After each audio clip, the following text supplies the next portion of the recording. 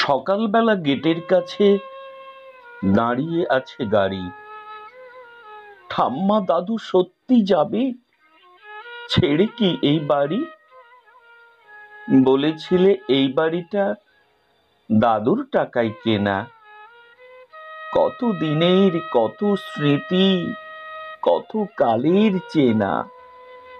ঠাম্মা দাদু বাবা তুমি আমি এবং টম সুখেই ছিলাম এই বাড়িতে, জায়গা তো নয় কম। হঠাৎ করে ঘটলো কেন এমন ব্যাপার বাজে?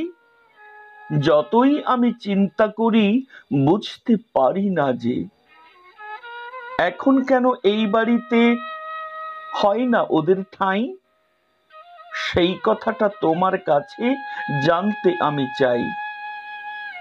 দাদুর অফিস অবসরের মানপত্রখানা কে যে কখন ফেললো ছিঁড়ে যাচ্ছে না কো জানা।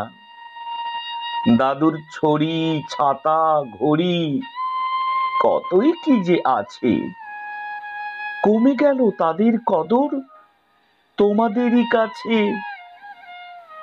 বলতে তুমি ওরা নাকি বৃদ্ধাবাস যাবে, যেথায় গিয়ে থাকবে ওরা ওইখানেতে খাবে।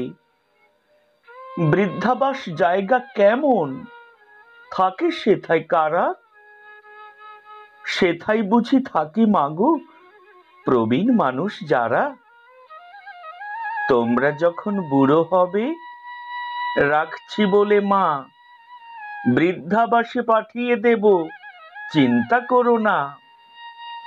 সেদিনও ঠিক এমনি করে আসবে গেটে গাড়ি, ছাড়তে হবে তোমাদেরও এই আমাদের বাড়ি।